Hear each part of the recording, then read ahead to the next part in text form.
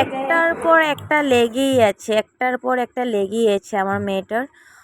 দেখো বার্থডের দিন পর থেকে কি হয়েছে বুঝতে পারছি না।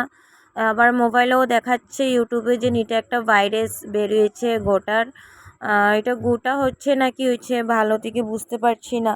এটা হলো একটা জল ঠোয়ার মতন উঠে, যেরকম আমাদের গরম তেল পড়লে যেভাবে ঠোসাটা উঠে এইভাবে উঠে, তারপর জলটা ছিতরিয়ে এরকম হয়ে যাচ্ছে। আর বাচ্চা মানুষ খেলতে থাকে বুঝতে পারে না, ও তো একদমই বলতে পারে না, আসলে অনেক জ্বালা যন্ত্রণা করছে, জ্বরও আসছে।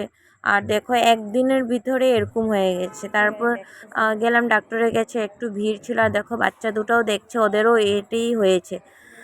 তো যাই হোক ডক্টরকে দেখালাম, আবার এসে পড়ছি। তো ডক্টর এখানে গিয়ে ডক্টর বললো যে ঘাবড়াতে হবে না, এটা এখন হবে, গরম থেকে হচ্ছে, আর ভিতরে গরমটা ঢুকে গেছে, তো কিচ্ছু হবে না, আমি ওষুধ দিয়ে দিচ্ছি, কমে যাবে।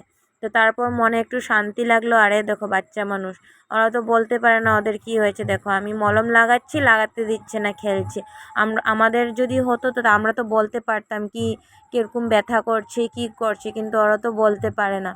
তো আমি এটাই বলবো, একটুতে তোমরা দেখিও, আমার মতন ভুল করো না। দেখো আমি একদিন পার হওয়ার পর দেখিয়েছি, আর একটার পর একটার লেগে এরকম হয়ে গেছে। আর মাথাটাতে তো দেখেই নি, আজকে সকাল সকাল ওর পাপার মাথার চুলটা কেটে দিলে, ভাবলাম চুল কাটবো না, কিন্তু মাথার যা অবস্থা দেখে একদম মানে ভয় খেয়ে গেছি। এই দেখো, তো তোমরা যদি এরকম দেখো জলদি জলদি ডাক্তার দেখিও, এরকম দেরি করো না, দেখলে আমার মেয়েটার মতন কষ্ট হবে, ওরা তো বলতে পারে না, তাই না?